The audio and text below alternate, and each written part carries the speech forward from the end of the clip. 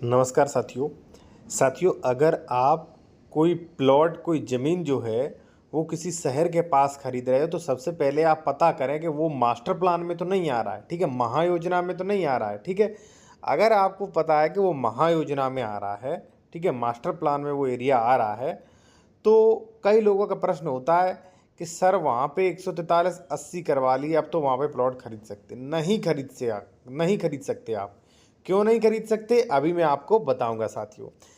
उससे पहले मैं आपसे एक चीज़ और कहूँगा कि यदि आप कोई कानूनी सलाह किसी मैटर में लेना चाह रहे हैं या आप उत्तर प्रदेश में ज़मीन खरीद रहे हैं, उसका डॉक्यूमेंट्स वेरिफिकेशन करवाना चाहते हैं कि ज़मीन विवादित तो नहीं, कोई केस तो नहीं चल रहा, डबल रजिस्ट्री तो नहीं है, तो ये सारी चीज़ें आप चेक करवा सकते हैं। कॉन्टैक्ट नंबर आपको वीडियो के डिस्क्रिप्शन में मिल जाएगा। साथियों, मैं एक चीज़ आपको बताऊं कि अर्बन प्लानिंग डेवलपमेंट्स के अनुसार जो एक कानून है, उसके अनुसार जो भी आप जिस भी कॉलोनी में आप प्लॉट्स खरीद रहे हो उस कॉलोनी का लेआउट जारी होना चाहिए और वो रेरा रजिस्टर्ड होने चाहिए, ठीक है। और जहाँ पर भी महायोजना है, कई लोग कहते हैं कि सर वहाँ पे तो पहले ही आवासीय जोन है, फिर तो हमें क्या 143 कराने की ज़रूरत नहीं साथियों, लेआउट कराने की ज़रूरत है। क्योंकि भले ही वहाँ पे आवासीय है, ठीक है, आवासीय जोन है, वहाँ पे वो रेजिडेंशियल इलाका है, लेकिन फिर भी वहाँ पे आपको मैंडेटरी लेआउट जारी होना चाहिए, ठीक है, अर्बन प्लानिंग डेवलपमेंट्स के अनुसार। अब सवाल आता है कि सर लेआउट जारी नहीं है लेकिन 143 करा लिया, 80 करा लिया, तो वो भी मान्य आपका नहीं होगा।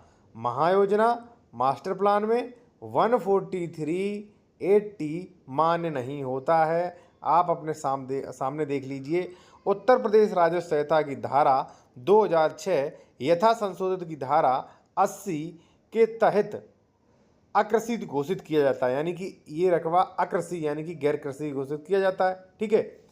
यदि उक्त में कानपुर डेवलपमेंट अथॉरिटी यानी कि जो भी वहाँ की डेवलपमेंट अथॉरिटी है के द्वारा पूर्व में किसी अन्य प्रयोजन हेतु प्रस्तावित हो गया हो, तो यह आदेश केडीए यानी कि डेवलपमेंट अथॉरिटी, कहीं भी हो, केडीए है, पीडीए है, कहीं भी हो सकता है, वो जो भी डेवलपमेंट अथॉरिटी है, महायोजना में निहित प्रयोजन के अधीन होगा। काश्तकार द्वारा निर्धारित प्रारूप शपथ पत्र प्रस्तुत किया गया है।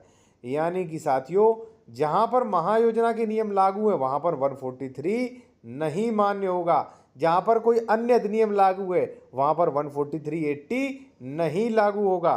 तो इस कारण से जो है, जब भी आप प्लॉट वगैरह खरीद रहे हो, चाहे वो नगर निगम में खरीद रहे हो, चाहे महानगर योजना में खरीद रहे हो, आपको वहाँ पे लेआउट जारी होना चाहिए। लेआउट जारी नहीं है तो वो कॉलोनी अवैध रहेगी और कभी न कभी वहाँ पे बुलडोजर चल जाएगा। आपने कई बार देखा होगा कि तमाम सैकड़ों घर पे बुलडोजर चला है, बुलडोजर चलेगा, आपकी परेशानी होगी।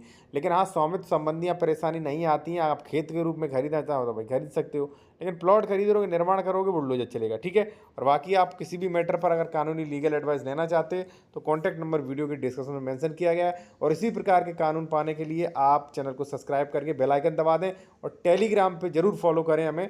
चैनल की लिंक वीडियो के डिस्क्रिप्शन में दी गई है।